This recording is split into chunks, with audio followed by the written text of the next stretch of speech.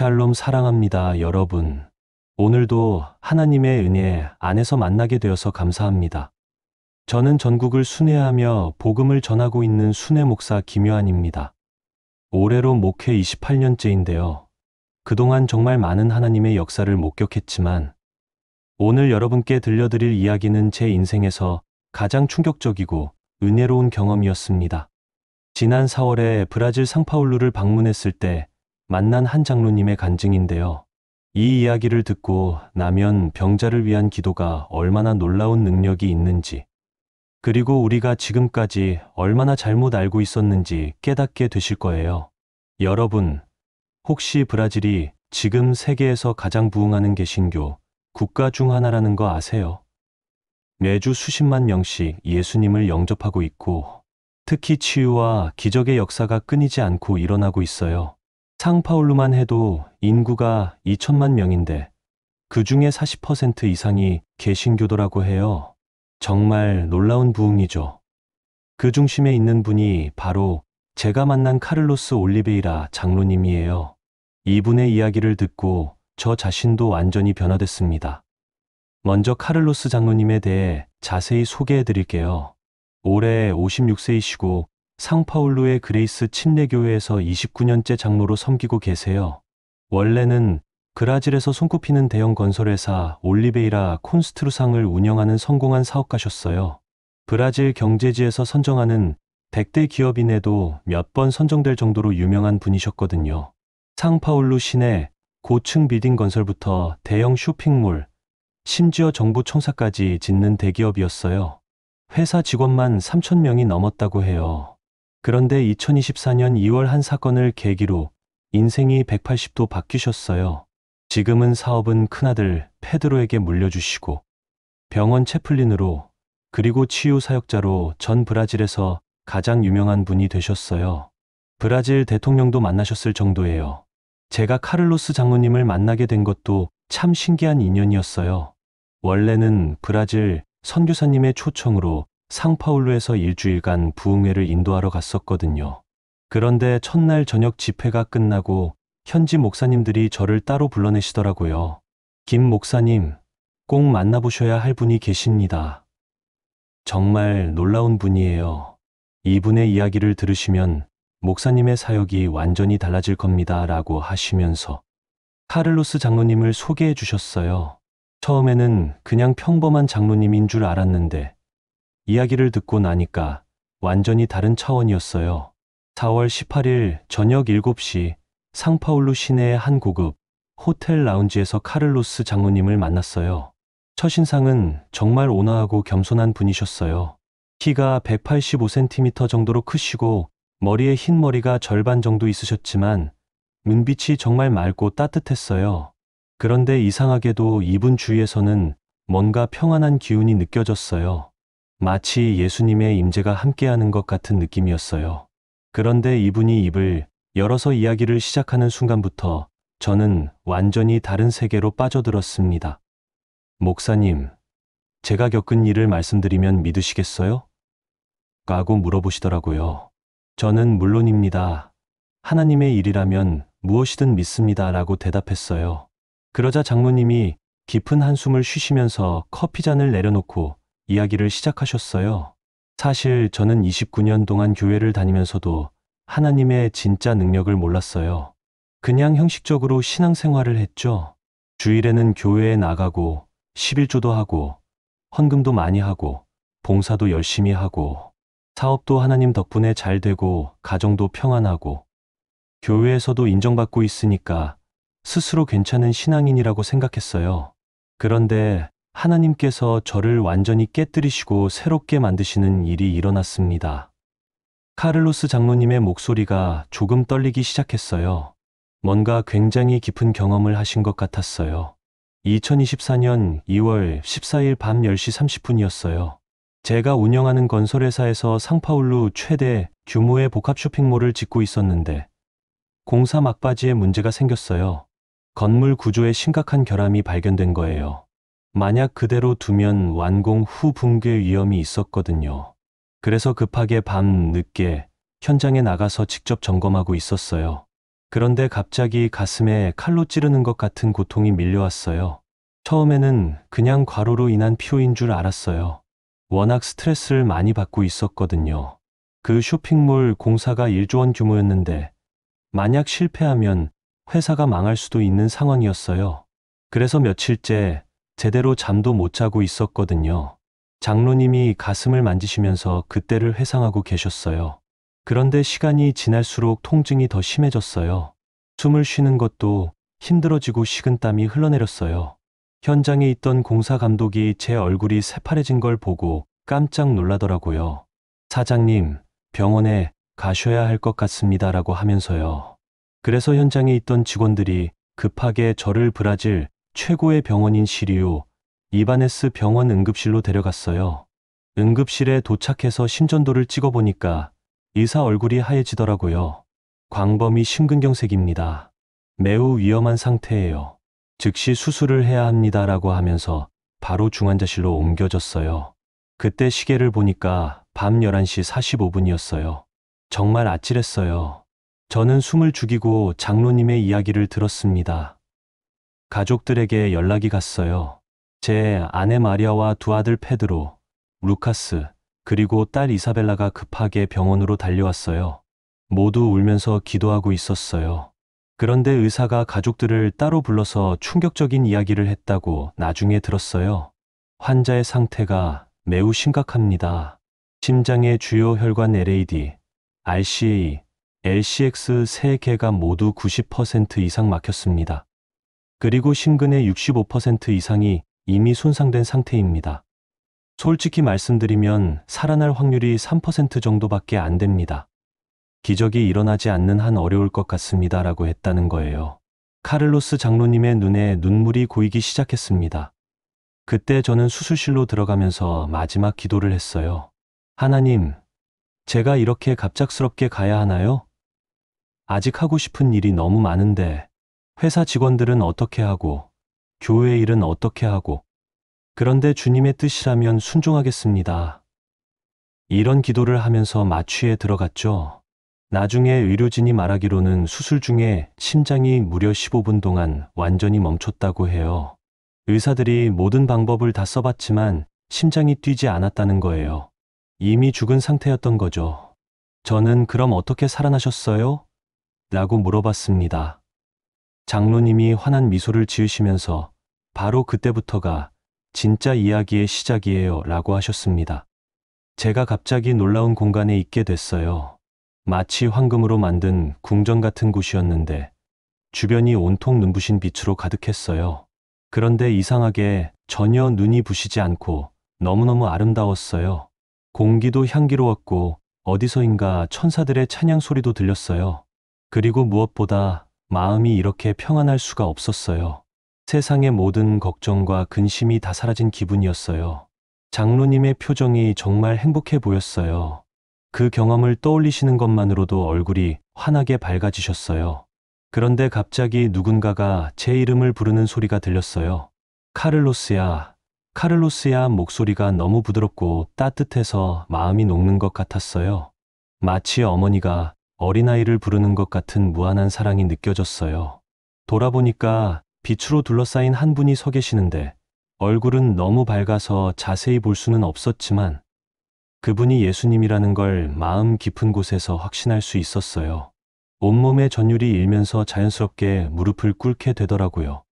저는 온몸에 소름이 돋았습니다. 이런 간증은 책으로 읽어본 적은 있었지만 직접 당사자에게서 이렇게 생생하게 듣는 것은 처음이었어요. 예수님께서 저에게 말씀하셨어요. 카를로스야, 너는 아직 지상에서 할 일이 많이 남아있다. 그런데 내가 지금까지 나의 진정한 능력을 모르고 살았구나. 특히 병자를 위한 기도에 대해서는 거의 무지한 상태였어. 저는 깜짝 놀라서 주님, 저는 29년 동안 열심히 교회 다녔는데요. 11조도 하고 헌금도 많이 하고 봉사도 열심히 했는데요. 라고 말씀드렸어요.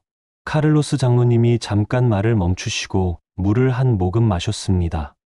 그러자 예수님께서 부드럽게 웃으시면서 말씀하셨어요. 카를로스야, 교회 다니는 것과 헌금하는 것과 나의 능력을 아는 것은 전혀 다른 거란다. 너는 지금까지 종교 생활은 했지만 능력 있는 신앙생활은 하지 못했구나. 특히 병자를 위한 기도에 대해서는 너희 대부분의 성도들이 잘못 알고 있어. 주님, 저는 병든 사람들을 위해 열심히 기도했는데요. 아픈 교우들이 있으면 병문안도 가고 하나님 낫게 해주세요라고 간절히 기도했거든요라고 말씀드렸죠. 그런데 예수님께서 고개를 저으시면서 그건 간구 기도야. 물론 틀린 건 아니지만 그건 기도의 아주 초보 단계란다라고 하시더라고요. 예수님께서 뭐라고 더 말씀하셨을까 정말 궁금했습니다.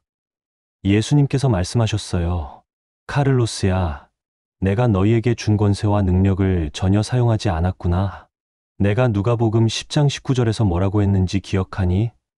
저는 그 말씀이 정확히 생각나지 않아서 죄송합니다 주님, 잘 기억이 라고 했어요. 카를로스 장로님이 성경을 펼치시더라고요. 예수님께서 직접 말씀해 주셨어요. 내가 너희에게 뱀과 정갈을 밟으며 원수의 모든 능력을 제어할 권세를 주었으니 너희를 해칠 자가 결코 없으리라. 이 말씀을 기억하느냐고 하시면서 이건 단순히 영적 보호만을 의미하는 게 아니란다. 실제적인 권세와 능력을 준 거야 라고 설명해 주셨어요. 그럼 그 권세를 구체적으로 어떻게 사용해야 하는지 물어봤어요. 예수님께서 아주 친절하고 자세하게 가르쳐 주셨습니다.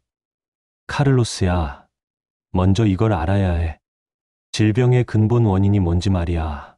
물론 유전적 요인이나 환경적 요인도 있지만 궁극적으로는 원수 마귀의 공격이란다. 사탄이 사람들을 괴롭히고 하나님의 형상을 훼손시키기 위해서 보내는 거야. 그런데 너희는 그냥 하나님께 간구만 하고 있지. 물론 그것도 필요하지만 내가 준 권세로 질병을 직접 물리쳐야 한다는 걸 몰랐구나. 이건 정말 새로운 관점이었어요. 저도 28년 동안 목회하면서 이런 걸 체계적으로 배운 적이 없었거든요. 예수님께서 구체적으로 알려주셨어요. 병자를 위한 올바른 기도법 5단계를 말이에요. 첫 번째 단계는 예수의 이름으로 질병을 직접 꾸짖고 명령하는 거예요. 당뇨야, 예수의 이름으로 명하노니 이 사람의 몸에서 당장 떠나가라. 고혈압아, 예수의 이름으로 꾸짖노니. 정상 수치로 돌아가라. 암세포야, 예수의 이름으로 명하노니.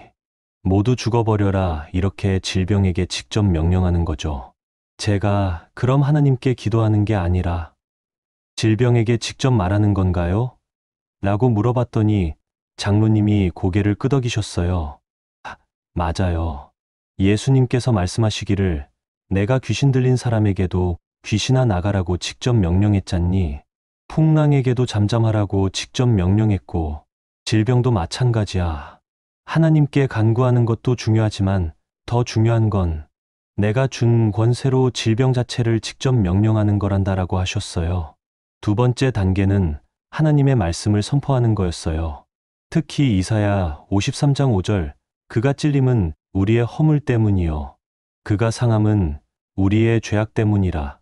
그가 징계를 받음으로 우리는 평강을 누리고 그가 채찍에 맞음으로 우리는 나음을 받았도다. 이 말씀을 환자에게 선포하라는 거예요. 이사야 53장 5절 말씀대로 예수님의 채찍 맞으심으로 당신은 이미 나음을 받았습니다라고 선포하는 거죠. 이때 중요한 건 과거형으로 선포하는 거예요. 받을 것입니다가 아니라 받았습니다라고 말이에요. 정말 새로운 차원의 기도법이었어요. 세 번째 단계는 믿음으로 감사하는 거였어요.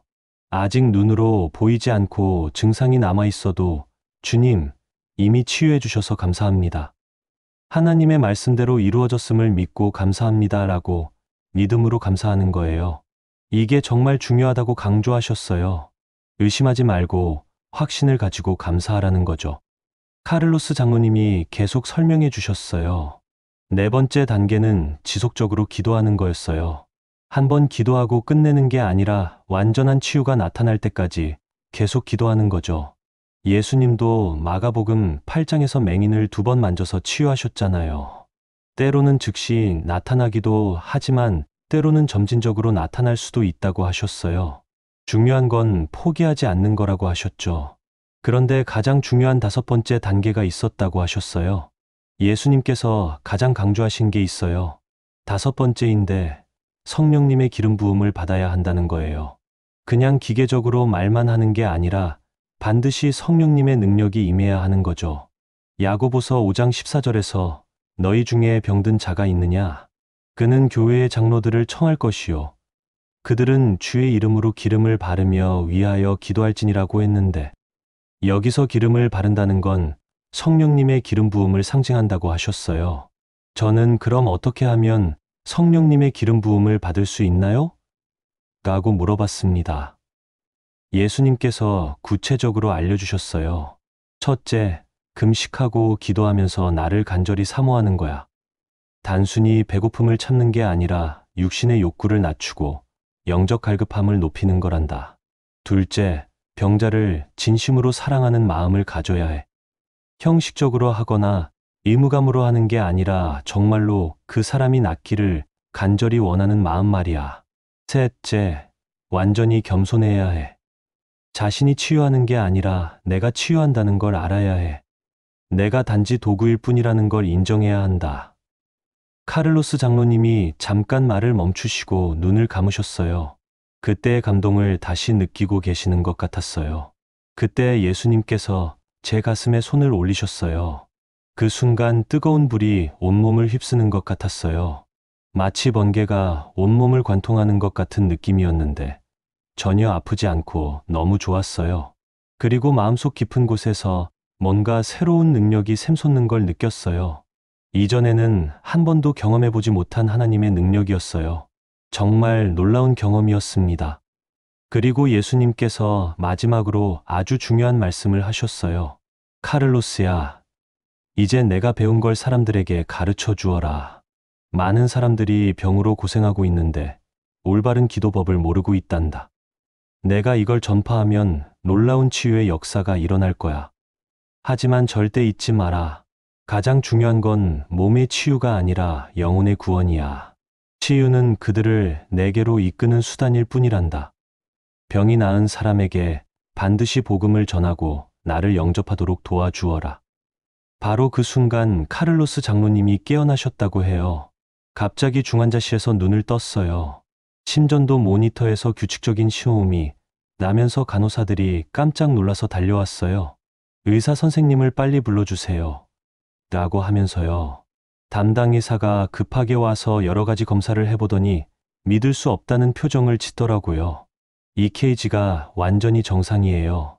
혈압도 정상이고 이건 불가능한 일인데 혈관 조영수를 다시 해봐야겠습니다. 라고 하면서요. 카를로스 장로님의 목소리가 흥분되기 시작했어요. 재검사를 해보니까 막혔던 혈관 3개가 모두 완전히 뚫려 있었어요. 그것도 새 혈관처럼 깨끗하게요. 그리고 65% 손상됐다던 심근도 90% 이상 정상으로 돌아와 있었어요. 의사가 이건 의학적으로 절대 설명할 수 없습니다. 15분간 심정지 상태였던 환자가 이렇게 완전히 회복되다니. 이것은 분명한 기적입니다. 제가 30년간 의사를 했지만 이런 경우는 처음 봅니다라고 하더라고요. 병원 전체가 난리가 났다고 해요. 의료진들이 모두 모여서 카를로스 장로님의 차트를 보면서 토론했다고 하더라고요. 의사들이 의학 교과서를 다시 써야겠다. 이런 케이스는 의학 저널에 발표해야 한다고 할 정도였어요. 그때 제 가족들이 울면서 하나님께 감사 기도를 드렸죠. 병실에 있던 다른 환자들과 보호자들도 이 소식을 듣고 놀라워했어요.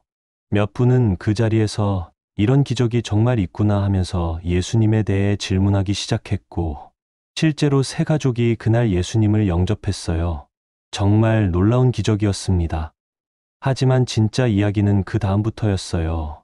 병원에서 불과 이틀 만에 퇴원했어요. 의사가 최소 2주는 입원해야 한다고 했는데 모든 수치가 완벽하게 정상이라서 더 이상 입원할 이유가 없었거든요. 퇴원할 때 의사가 장로님, 정말 특별한 분이시네요. 앞으로도 건강관리 잘하시고 가끔 검진 받으러 오세요라고 하더라고요. 집에 돌아와서 바로 예수님께서 가르쳐 주신 기도법을 실천해 보기로 했어요.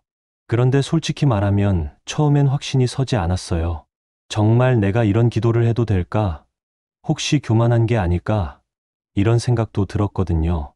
그런데 예수님의 명령이었으니까 순종해야겠다고 마음먹었죠. 첫 번째 대상이 교회의 김집사님 어머니였다고 해요. 85세 할머니인데 당뇨 합병증으로 다리 혈관이 완전히 막혀서 발가락부터 검게 썩어 들어가고 있었어요. 의사가 무릎 아래를 절단해야 한다고 했거든요. 가족들이 절망하고 있을 때 김집사님이 저에게 와서 눈물을 흘리며 기도를 부탁했어요. 장모님, 어머니가 다리를 잘라야 한다고 해요. 평생 걸어다니기를 좋아하시던 분인데 부디 기도해 주세요라고 하면서요. 카를로스 장모님이 그 할머니를 위해 병원에 찾아갔다고 해요. 처음 갔을 때 정말 충격적이었어요. 발가락 3개가 완전히 검게 변해 있고 악취까지 났거든요. 가족들은 이미 체념한 상태였어요. 그런데 저는 예수님이 가르쳐 주신 대로 해야겠다고 생각했어요. 먼저 하루 금식을 했어요. 그리고 이사야 53장과 마태복음 8장을 계속 묵상했어요. 성령님의 기름 부음을 간절히 구했고요. 그 다음날 병원에 가서 할머니 침상 옆에 앉았어요. 할머니는 의식은 있었지만 너무 아파서 신음소리를 내고 계셨어요. 제가 할머니 손을 잡고 기도하기 시작했어요. 할머니, 제가 예수님의 이름으로 기도해 드릴게요. 그리고 배운 대로 기도했죠. 당뇨야, 예수의 이름으로 명하노니 이 할머니의 몸에서 당장 떠나가라. 혈액순환 장애야, 예수의 이름으로 꾸짖노니 정상으로 회복되라. 썩은 조직들아, 예수의 이름으로 명하노니 새 조직으로 재생되라. 그리고 이사야 53장 5절을 선포했어요. 할머니, 예수님의 채찍 맞으심으로 할머니는 이미 나음을 받으셨습니다. 하나님께서 이미 치유해 주셨습니다. 감사합니다, 주님. 첫날에는 별다른 변화가 없었어요. 그래서 좀 실망했죠. 혹시 내가 잘못 들은 건 아닐까? 아니면 내 믿음이 부족한 건 아닐까? 이런 생각도 들었어요. 그런데 예수님이 지속적으로 기도하라고 하셨으니까 포기하지 않기로 했어요. 이틀째, 사흘째도 똑같이 기도했어요. 그런데 사흘째, 저녁에 김집사님한테서 급한 전화가 왔어요. 장로님, 빨리 병원에 와보세요. 어머니 발가락 색깔이 변하고 있어요. 급하게 달려가 보니까 정말 놀라운 일이 일어나고 있었어요. 3일 만에 기적이 일어났습니다. 검게 썩어가던 발가락들의 색깔이 점점 분홍색으로 돌아오고 있었어요. 그리고 악취도 사라지고 있었고요. 간병하던 딸이 어머니, 아픈 게 좀 덜해지세요? 라고 물어보니까 할머니가 신기하게 아픔이 많이 줄어들었어 라고 하시더라고요. 의사가 급하게 와서 검사해 보니까 혈액순환이 급속도로 개선되고 있었어요. 이상하네요. 어제까지만 해도 전혀 혈류가 없었는데 갑자기 혈관이 뚫리기 시작했어요. 이런 경우는 정말 드문데 라고 하면서 추가 검사를 했어요. 일주일 후에는 완전히 정상색으로 돌아왔어요. 2주 후에는 혈당 수치도 정상이 됐고요. 의사가 기적입니다. 절단 수술은 취소하겠습니다. 이런 회복은 의학적으로 설명이 안 됩니다라고 했어요. 그 할머니가 너무 감격해서 병상에서 일어나 무릎을 꿇고 예수님 감사합니다. 예수님을 제 구주로 영접합니다라고 고백하셨어요. 85세에 처음 예수님을 만나신 거죠. 두 번째 케이스는 더욱 놀라웠어요.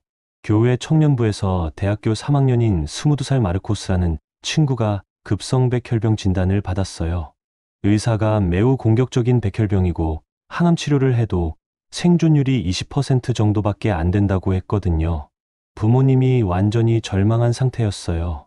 마르코스 어머니가 저를 찾아와서 울면서 간청했어요. 장로님, 김집사님 어머니가 나으셨다는 소식을 들었어요. 우리 아들도 기도해 주세요. 제발 부탁드려요. 어떻게 거절할 수 있겠어요. 바로 병원으로 달려갔죠. 마르코스는 항암 치료를 받고 있어서 머리카락이 다 빠지고 얼굴이 새하얗게 되어 있었어요. 너무 안쓰러웠어요. 그런데 신기한 건 이 친구가 저를 보자마자 장로님, 저도 김집사 할머니처럼 나을 수 있을까요? 라고 물어보더라고요. 믿음이 있는 거죠. 중환자실에서 기도했어요. 의료진이 처음에는 만류했는데 마르코스 부모님이 간청해서 허락받았어요. 청년 머리에 손을 올리고 기도했어요.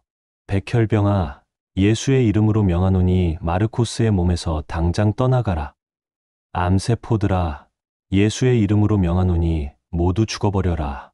골수야, 예수의 이름으로 명하노니 정상적인 백혈구만 생산하라. 면역체계야, 예수의 이름으로 명하노니 강하게 회복되라. 일주일 동안 매일 2시간씩 기도했어요. 놀라운 일이 점진적으로 일어났습니다. 셋째 날부터 백혈구 수치가 조금씩 개선되기 시작했어요. 의사가 항암 치료, 후과가 예상보다 좋네요라고 했는데 일주일 후에는 수치가 급격히 좋아졌어요. 2주 후에는 거의 정상 수치에 근접했고 한 달 후에는 완전관의 판정을 받았어요. 의료진이 완전히 놀랐어요. 담당 의사가 이런 빠른 회복은 30년 의사 생활에서 처음 봅니다. 이런 공격적인 백혈병이 이렇게 빨리 완치되다니. 의학 논문을 써도 될 정도입니다 라고 하더라고요. 그 청년이 완전히 회복된 후에 저에게 와서 장로님, 저도 이런 기도법을 배우고 싶어요. 다른 아픈 사람들을 위해 기도하고 싶어요 라고 하더라고요. 그래서 가르쳐 줬어요. 지금은 대학에서 암 투병 중인 학생들을 위한 기도 모임을 만들어서 인도하고 있어요. 벌써 5명이 치유받았고 모두 예수님을 영접했어요. 세 번째 케이스는 더더욱 충격적이었습니다. 교통사고로 뇌사 상태가 된 35세 건축기사가 있었어요. 페르난도라는 분인데 8개월 동안 의식불명 상태였어요. 의사가 가족에게 뇌사 판정이 났습니다. 생명연장 장치를 끊는 걸 고려해보세요라고 할 정도였어요. 페르난도 아내가 2살배기 아이를 데리고 저를 찾아왔어요. 너무 야위어서 거의 뼈만 남은 상태였어요. 장로님, 남편이 깨어날 수 있을까요? 의사들은 희망이 없다고 하는데 아이가 아빠를 찾고 있어요.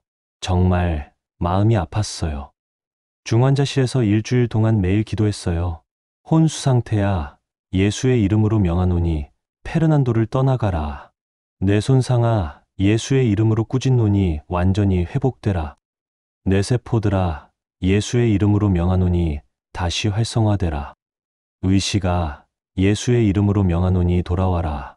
매일 3시간씩, 때로는 밤새도록 기도했어요. 6일째까지는 아무 변화가 없었어요. 가족들도 지쳐가고 있었고 저도 솔직히 흔들렸어요. 이번엔 안 되는 건가? 이런 생각도 들었죠. 그런데 7일째 되는 날 새벽 5시경에 기적이 일어났어요. 간병하던 아내가 갑자기 소리를 질렀어요. 여보가 눈을 떴어요. 눈을 떴어요. 의료진이 급하게 달려와서 확인해 보니까 정말 의식을 되찾았어요. 페르난도가 여기가 어디야? 나 왜 여기 있어? 라고 물어보더라고요. 의사들이 각종 검사를 해보니까 내 기능이 90% 이상 정상으로 돌아와 있었어요. MRI를 찍어보니까 손상됐던 뇌 조직이 재생되어 있었다고 해요. 의사가 이건 현대의학으로는 설명 불가능한 현상입니다. 뇌사 판정을 받은 환자가 이렇게 완전히 회복된 사례는 의학 문헌에서 찾아볼 수 없습니다라고 했어요. 지금 페르난도는 완전히 회복되어서 원래 직장에 복귀했어요. 그리고 온 가족이 예수님을 영접했죠. 페르난도가 저에게 장모님, 제가 의식을 잃어있는 동안 꿈을 꿨어요. 빛나는 분이 나타나서 다시 살아나라고 하시더라고요. 그분이 예수님이었나 봐요라고 하더라고요. 예수님이 직접 역사하신 거죠. 이런 일들이 계속 일어나니까 상파울루 전체에 소문이 퍼졌다고 해요. 처음에는 우리 교회 교인들 사이에서만 알려졌는데 점점 다른 교회, 다른 지역으로 퍼져나갔어요. 카를로스 장로가 기도하면 병이 낫는다는 소문이 브라질 전역으로 퍼진 거죠. 언론에서도 관심을 보이기 시작했어요. 브라질의 유명한 일간지 오 글로보에서 기자가 와서 인터뷰를 했어요. 어떻게 이런 일이 가능한가요? 라고 물어보더라고요. 저는 이건 제가 하는 게 아니라 예수님이 하시는 일입니다. 저는 그냥 도구일 뿐이에요 라고 대답했어요. 그런데 카를로스 장로님은 절대 자신을 자랑하지 않으신다고 해요. 항상 이건 하나님의 은혜입니다. 저는 아무것도 아닙니다 라고 말해요. 그리고 치유받은 모든 환자들에게 꼭 복음을 전하고 예수님을 영접하도록 도와줘요. 6개월간 새신자 교육도 시켜서 제대로 된 신앙인으로 양육해요. 지난 1년 반 동안 카를로스 장로님을 통해 치유받은 사람이 500명이 넘는다고 해요. 그 중에 480명이 예수님을 구주로 영접했답니다. 정말 놀라운 하나님의 역사죠. 그런데 더 놀라운 건 카를로스 장로님이 혼자 하시는 게 아니라는 거예요. 처음에는 혼자 했는데 너무 많은 사람들이 찾아와서 감당할 수가 없었어요.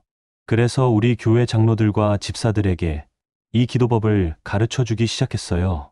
일주일에 2번씩 모여서 치유 기도법을 체계적으로 훈련했죠. 첫 번째 제자가 된 분이 교회의 안토니오 집사님이었다고 해요. 안토니오 집사님이 처음엔 반신반의했어요. 장로님만 특별한 은사를 받으신 게 아닐까요? 저 같은 평범한 사람도 할 수 있을까요? 라고 하시더라고요. 그런데 제가 아니에요. 예수님께서 모든 믿는 자들에게 주신 권세라고 하셨어요. 누구든지 믿음으로 하면 할 수 있어요 라고 격려했죠. 안토니오 집사님이 처음으로 기도해 준 분이 교회 권사님의 시어머니였다고 해요. 92세 할머니인데 알츠하이머 치매로 가족들을 전혀 못 알아보는 상태였어요. 3년째 요양원에 계셨는데 상태가 점점 악화되고 있었거든요. 안토니오 집사님이 떨리는 마음으로 배운 대로 기도했어요. 치매야, 예수의 이름으로 명하노니 이 할머니를 떠나가라. 내 세포들아, 예수의 이름으로 명하노니 기능을 회복하라. 기억력아, 예수의 이름으로 명하노니 돌아와라. 일주일 동안 매일 요양원에 가서 기도했는데 놀라운 일이 일어났어요. 할머니가 갑자기 안토니오야, 내가 왜 여기 있니? 라고 말씀하시는 거예요. 3년 만에 처음으로 사람을 알아본 거죠. 그 후 기억이 점점 돌아오기 시작했고 2달 후에는 거의 정상이 되셨어요. 지금은 요양원에서 나와서 가족들과 함께 살고 계세요. 그때부터 안토니오 집사님도 확신을 가지게 됐어요. 정말 하나님의 능력이구나. 나 같은 사람도 쓰임받을 수 있구나 하면서 더욱 열심히 기도하기 시작했어요. 지금까지 안토니오 집사님을 통해서도 30명 넘게 치유받았어요. 2번째 제자는 루시아 권사님이었어요. 루시아 권사님은 원래 병원에서 간호사로 일하시는 분이에요. 매일 환자들을 보면서 마음이 아프셨다고 해요. 의학적 치료의 한계를 너무 많이 보셨거든요. 그런데 이 기도법을 배우신 후에는 일터가 사역지가 됐죠. 루시아 권사님이 기도해서 치유된 첫 번째 환자는 뇌졸중으로 전신마비가 된 68세 할아버지였어요. 6개월째 의식은 있는데 몸을 전혀 움직일 수 없는 상태였거든요. 가족들이 포기하고 있었는데 루시아 권사님이 매일 근무 시간에 그 할아버지를 위해 기도해드렸어요. 뇌졸중아, 예수의 이름으로 명하노니 이 할아버지를 떠나가라. 마비야, 예수의 이름으로 꾸진 눈이 풀려라. 신경세포들아, 예수의 이름으로 명하노니 다시 연결되라. 1달 동안 기도했는데 점진적으로 회복되기 시작했어요.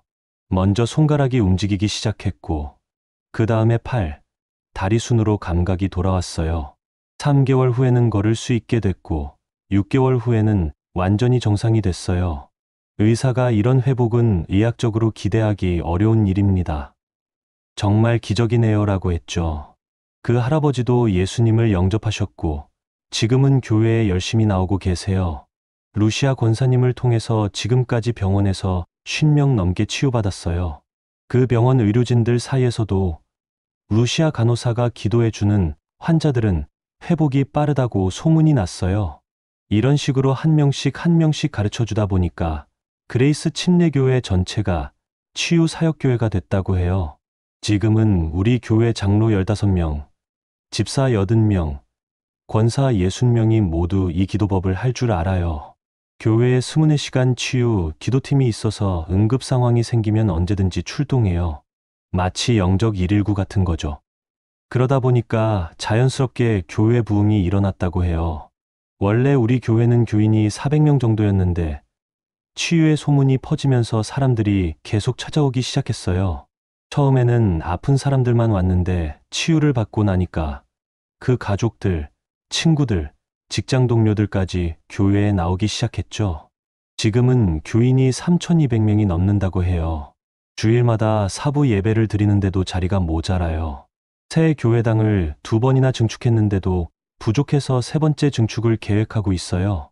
그런데 더 놀라운 건 채로 온 교인들의 95% 이상이 정착해서 열심히 신앙생활을 하고 있다는 거예요. 왜냐하면 단순히 치유만 받고 가는 게 아니라 체계적인 양육을 받기 때문이래요. 우리는 치유받은 사람에게 반드시 6개월 과정의 새신자 교육을 받도록 해요. 왜 병이 나았는지, 예수님이 누구신지, 구원이 무엇인지, 어떻게 살아야 하는지 체계적으로 가르쳐줘요. 그러니까 진짜 제자가 되는 거죠. 그리고 새신자 교육이 끝나면 치유 간증반이라는 걸 만들어서 자신의 치유 경험을 간증하도록 해요. 그러면서 자연스럽게 복음 전도자가 되는 거예요. 치유받은 사람들이 가장 열심히 전도해요. 나도 이런 기적을 경험했다면서요. 카를로스 장로님께서 더 놀라운 이야기를 해주셨어요. 지금은 우리 교회에서 훈련받은 성도들이 브라질 전역으로 파송되어서 치유 사역을 하고 있어요. 리우데자네이루, 브라질리아, 살바도르, 레시페 등 주요 도시마다 치유 기도팀이 있어요. 작년에는 아르헨티나와 칠레에도 파송했어요. 각 지역마다 3개월 과정의 치유 기도 사역자 훈련원을 운영해요. 금식 기도 훈련, 말씀 암송 훈련, 성령님과의 교제 훈련, 실제 기도 실습, 복음 전도 훈련까지 체계적으로 가르쳐줘요. 지금까지 2,000명 넘게 훈련시켰어요. 브라질 정부에서도 이 현상을 주목하고 있다고 해요. 보건부에서 공식적으로 조사팀을 파견했어요. 상파울루 지역 병원들의 환자 수가 30% 이상 줄어들었거든요. 특히 만성질환 환자들이 급격히 감소했어요. 정부 입장에서는 의료비가 절약되니까 좋은 일이죠. 조사 결과 보고서에서 종교적 치유 현상이 공공의료에 긍정적 영향을 미치고 있다는 결론을 내렸어요. 그래서 정부에서 공식적으로 우리 치유 사역을 지원하기로 했어요. 정말 놀라운 일이죠. 어떤 의사들은 교회와 적극적으로 협력하기 시작했다고 해요.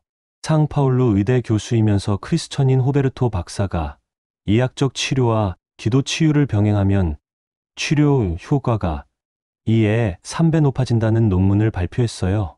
그래서 몇몇 병원에서는 공식적으로 기도실을 만들어서 우리 치유팀이 가서 기도해주고 있어요. 특히 암센터와 정신과 병동에서 효과가 탁월해요. 암 환자들의 회복률이 현저히 높아지고 우울증 환자들도 빨리 회복돼요. 의료진들도 기도의 효과를 부인할 수 없다고 인정하고 있어요. 카를로스 장로님이 저에게 가장 강조하신 말씀이 있어요. 목사님, 이 기도법은 특별한 사람만 할 수 있는 게 아니에요. 예수님을 믿는 모든 성도가 할 수 있어요. 단지 올바른 방법을 몰랐을 뿐이죠. 중요한 건 복잡한 기법이 아니라 순수한 마음이에요. 어떤 마음이냐고 물어봤더니 이렇게 자세히 설명해 주셨어요. 첫째, 하나님을 진심으로 사랑하는 마음이요. 형식적인 종교 생활이 아니라 정말로 하나님을 아버지로, 예수님을 구주로 사랑하고 의지하는 마음. 이게 가장 기본이에요. 둘째, 고통받는 사람들을 진심으로 사랑하는 마음이요. 그냥 의무감이나 동정심이 아니라 정말로 그 사람이 고통에서 벗어나기를 간절히 원하는 마음. 이게 없으면 아무리 기도해도 응답이 안 와요. 셋째, 완전히 겸손한 마음이요. 자신이 치유하는 게 아니라 하나님이 치유하신다는 걸 정확히 아는 마음. 자신은 단지 도구일 뿐이라는 걸 인정하는 마음이에요. 조금이라도 교만해지면 하나님의 능력이 떠나가요. 넷째, 복음을 전하려는 간절한 마음이요. 치유보다 더 중요한 건 그 사람의 영혼 구원이거든요. 치유는 복음을 전하기 위한 문을 여는 열쇠라고 생각해야 해요. 제가 장로님, 그럼 구체적으로 어떻게 훈련해야 하나요? 한국 성도들이 실제로 적용할 수 있도록 단계적으로 알려주세요 라고 부탁했더니 정말 상세한 10단계 훈련법을 알려주셨어요. 1단계는 성경 말씀 암송이에요. 치유와 관련된 핵심 구절들을 최소 30개는 완전히 외워야 해요. 이사야 53장 4절에서 5절, 마태복음 8장 16절에서 17절, 베드로전서 2장 24절, 야고보서 5장 13절에서 16절, 마가복음 16장 17절에서 18절, 누가복음 10장 19절, 요한복음 14장 12절, 마가복음 11장 22절에서 24절, 마태복음 17장 20절, 누가복음 4장 18절 등등. 이 말씀들이 여러분의 마음과 입에 완전히 새겨져야 해요. 기도할 때 자연스럽게 나와야 하거든요. 2단계는 체계적인 금식 기도 훈련이에요. 처음에는 일주일에 한 번 하루 금식부터 시작하세요. 그 다음에는 3일 금식, 일주일 금식까지 점차 늘려가세요. 금식은 단순히 배고픔을 참는 게 아니라 육신의 욕구를 낮추고 영적 갈급함을 높이는 거예요. 금식할 때 치유에 관한 말씀들을 묵상하고 성령님의 기름 부음을 간구하세요. 3단계는 성령님과의 깊은 교제 훈련이에요. 매일 최소 2시간은 방언기도나 찬양으로 성령님과 교제하는 시간을 가져야 해요. 성령님의 기름 부음과 능력 없이는 아무것도 할 수 없거든요. 처음에는 30분부터 시작해서 점차 늘려가세요. 4단계는 믿음 훈련이에요. 하나님의 약속을 의심 없이 믿는 믿음을 키워야 해요. 매일 치유에 관한 말씀들을 큰 소리로 선포하면서 하나님의 말씀은 반드시 이루어진다는 확신을 가지세요. 의심이나 두려움이 들어오면 즉시 말씀으로 물리치세요. 5단계는 사랑의 마음 훈련이에요. 병자들을 보면 진심으로 마음이 아파야 해요. 그냥 머리로만 안타까워하는 게 아니라 정말로 가슴이 찢어지는 것 같은 사랑의 마음을 가져야 해요. 이런 마음이 있어야 하나님이 능력을 주세요. 6단계는 실제 기도 실습이에요. 가족이나 친구 중에 작은 병이 있는 사람부터 시작하세요. 두통, 감기, 소화불량, 요통 같은 것부터 기도해 보세요. 작은 응답을 경험하면서 점차 믿음을 키워가는 거예요. 절대 처음부터 큰 병에 도전하지 마세요. 7단계는 지속성 훈련이에요. 한 번 기도하고 끝내는 습관을 버려야 해요. 응답받을 때까지, 완전히 나을 때까지 계속 기도하는 끈기를 길러야 해요. 때로는 몇 주, 몇 달이 걸릴 수도 있어요. 포기하지 마세요. 8단계는 복음 전도 훈련이에요. 치유받은 사람에게 어떻게 자연스럽게 복음을 전할지 미리 준비해 놔야 해요. 간단명료한 복음 메시지와 함께 예수님을 영접하도록 인도하는 방법을 숙련되게 연습하세요. 이게 가장 중요해요. 9단계는 팀 사역 훈련이에요. 혼자서만 하지 말고 이에 3명이 팀을 이뤄서 함께 기도하는 것도 배워야 해요. 마태복음 18장 19절에서 너희 중 둘이 땅에서 합심하여 무엇이든지 구하면 하늘에 계신 내 아버지께서 저희를 위하여 이루게 하시리라고 하셨잖아요. 10단계는 지속적인 영성관리 훈련이에요. 치유의 은사를 받았다고 해서 끝이 아니에요. 계속해서 말씀 묵상하고 기도하고 금식하면서 영성을 관리해야 해요. 조금이라도 교만해지거나 세속적으로 되면 은사가 사라져요. 카를로스 장로님이 특별히 당부하신 5가지 원칙이 있어요. 목사님, 한국 성도들에게 꼭 전해주세요. 이 기도법을 사용할 때 반드시 지켜야 할 원칙들이 있어요. 첫 번째 원칙, 절대로 돈을 받지 마세요. 마태복음 10장 8절에서 너희가 거저 받았으니 거저 주어라고 하셨잖아요. 치유 기도는 하나님의 은혜예요. 돈을 받는 순간 그것은 장사가 되고 하나님의 능력이 떠나가요. 저는 대기업 사장이었지만 치유 기도로는 한 푼도 받지 않아요. 두 번째 원칙, 절대로 자신을 자랑하거나 우상화시키지 마세요. 모든 영광을 하나님께만 돌리세요. 제가 치유한 게 아니라 하나님이 치유하신 겁니다. 저는 그냥 도구일 뿐입니다라고 항상 말하세요. 교만해지는 순간 은사가 사라져요. 세 번째 원칙, 반드시 복음을 전하세요. 치유의 궁극적 목적은 그 사람을 예수님께로 인도하는 거예요. 몸의 치유는 일시적이지만 영혼의 구원은 영원해요. 치유받은 사람이 예수님을 영접하지 않으면 그 기도는 절반만 성공한 거예요.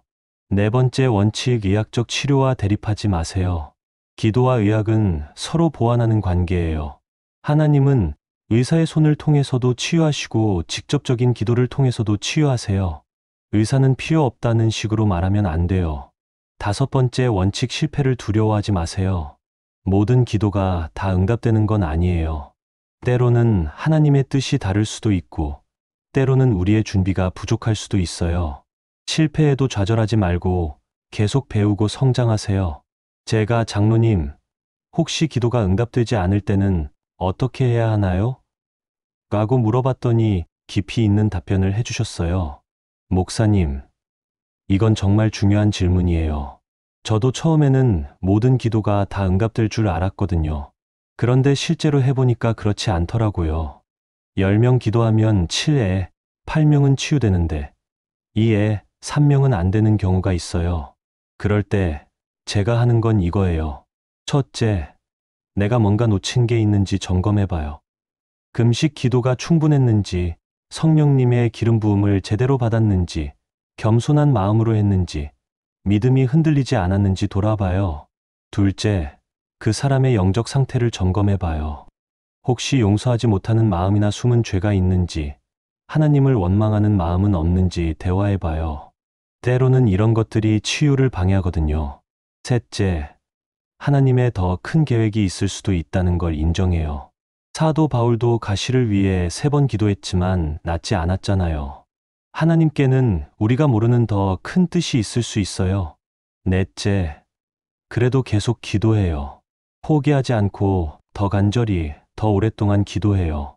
때로는 몇 달, 몇 년 후에 응답되는 경우도 있거든요. 카를로스 장로님께서 직접 경험하신 늦은 응답 사례도 들려주셨어요. 작년에 루게병에 걸린 40대 남성을 위해 기도했어요. 6개월 동안 매주 기도했는데 전혀 호전되지 않았어요. 오히려 병이 더 진행되는 것 같았어요. 가족들도 저도 많이 실망했죠. 그런데 7개월째 되던 어느 날 갑자기 증상이 멈추기 시작했어요. 그리고 천천히 회복되기 시작하더라고요. 1년 후에는 거의 정상이 됐어요. 의사가 루게병의 자연 회복은 의학적으로 불가능한데 기적이다라고 했어요. 그분이 저에게 장로님이 포기하지 않고 계속 기도해 주셔서 감사합니다라고 하더라고요. 여러분, 그런데 제가 가장 감동받은 건 카를로스 장로님의 겸손함이었어요. 그분은 정말 전 세계적으로 유명해졌어요. 브라질뿐만 아니라 아르헨티나, 칠레, 페루, 심지어 미국과 유럽에서도 초청이 들어와요. 작년에는 바티칸에서도 초청했다고 해요. 교황청에서 기적적 치유 현상에 대해 자문을 구하고 싶다고 했다나요. 하지만 조금도 교만해지지 않으세요. 목사님, 저는 그냥 하나님의 도구일 뿐이에요. 이 모든 영광은 하나님께만 돌려야 해요. 제가 뭐라고 29년 동안 형식적으로 신앙생활하던 사람인데 하나님께서 이런 큰 은혜를 주셨어요. 정말 감사할 뿐입니다. 그리고 치유받은 사람들을 위해서 계속 관심을 갖고 돌봐주세요. 치유받는 게 끝이 아니에요. 그 사람이 하나님과의 올바른 관계를 맺고 성숙한 그리스천으로 자라나도록 계속 도와줘야 해요. 그래서 우리 교회에는 치유받은 성도 돌봄팀이 있어요. 1년 동안 지속적으로 관리해드려요. 카를로스 장로님께서 저에게 특별히 전해달라고 하신 한국 성도들을 위한 메시지가 있어요. 한국은 정말 하나님이 축복하신 나라예요. 세계에서 가장 많은 선교사를 파송하고 있고 교회도 많고 성경 지식도 풍부해요. 그런데 한 가지 아쉬운 게 있다면 능력 사역이 상대적으로 부족한 것 같아요. 한국 교회는 말씀 사역은 정말 훌륭해요. 설교도 깊이 있고 성경 공부도 체계적이에요. 하지만 표적과 기사, 치유와 기적 같은 능력 사역은 좀 약한 것 같아요. 물론 일부 교회에서는 하고 있지만 전체적으로는 부족해 보여요. 그런데 한국 교회가 말씀과 능력을 동시에 겸비하게 되면 전 세계 선교에 엄청난 영향을 줄 수 있을 거예요. 한국 선교사들이 복음과 함께 치유의 능력까지 가지고 간다면 정말 놀라운 선교, 역사가 일어날 거예요. 부디 한국의 성도들도 치유와 기적의 능력을 체험해서 더 능력 있는 복음 전파자가 되시기 바랍니다. 그리고 마지막에 이런 당부도 하셨어요. 목사님, 이 간증을 전하실 때 한 가지만 꼭 강조해 주세요. 치유 사역의 궁극적 목표는 하나님의 영광과 영혼 구원이라는 걸 말이에요. 단순히 병만 낫는 게 목표가 아니라 그 과정을 통해서 하나님의 살아계심을 증명하고 사람들을 예수님께로 인도하는 게 진짜 목표라는 거죠. 그리고 절대로 신비주의나 감정주의에 빠지면 안 된다는 것도 말씀해 주세요. 모든 것을 성경 말씀에 근거해서 해야 하고 교회의 바른 질서 안에서 해야 해요. 개인적으로 혼자 하는 게 아니라 교회 공동체와 함께 해야 하고 목회자의 지도하에서 해야 해요. 여러분, 정말 긴 간증을 끝까지 들어주셔서 감사합니다. 2시간이 넘는 긴 시간이었는데 집중해서 들어주셨을 여러분들을 보면서 정말 감동받았어요. 이런 분들이 계시기 때문에 하나님의 역사가 계속 일어날 수 있는 거라고 생각해요.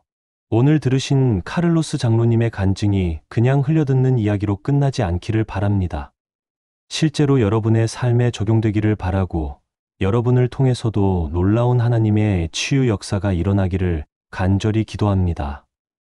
브라질에서 일어나는 일이 우리나라에서도, 여러분이 사시는 그 동네에서도, 여러분의 가정에서도 일어날 수 있어요.